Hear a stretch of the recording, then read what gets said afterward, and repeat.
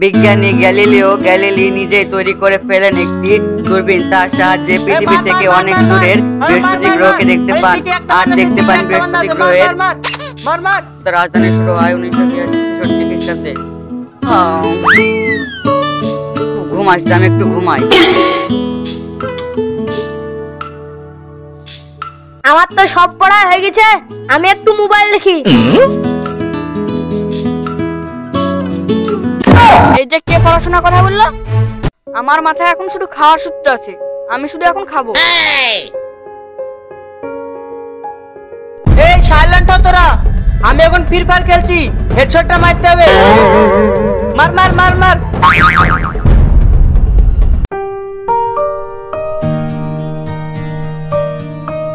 কি করছিস সবাই? বই খুলে পড়া করছিস না সার্কাস করছিস? স্যার, আমরা প্র্যাকটিক্যাল পড়া করছি।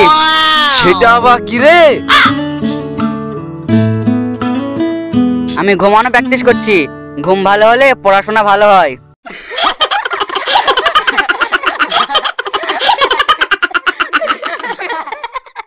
আচ্ছা দেখি তোরা কি শিখেছিস বল তো রাজিকুল, ভারতের রাজধানী কোথায়? হোয়াটসঅ্যাপে দেখেছিলাম, মনে পড়ছে না। এই ফেরদৌস তুই বল তো। রাজধানী, ফ্রি ফায়ার রাজধানী। এই তারিকুল তুই বল 5 আর 5 গুণ করলে কত হয়? স্যার, ক্যালকুলেটর ছাড়া এরকম কঠিন প্রশ্ন করবেন না। স্যার, 5 গুণ 5 25 হয়, কিন্তু আমার প্লেটে 25টা সিঙ্গারা থাকলে খুব ভালো হতো। তোরা মানুষ হবি না, পরীক্ষায় কি লিখবি? স্যার, পরীক্ষার হলে গুগল আছে, ভয় কিসের? গুগল আনতে পারবি? হ্যাঁ স্যার, গুগল মানে তো গুগল দা এনে বসাবো।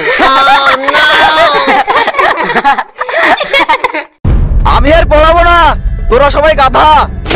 স্যার, আমরা যদি গাধা হই তাহলে আপনি তো আমাদের শিক্ষক, মানে গাধা শিক্ষক।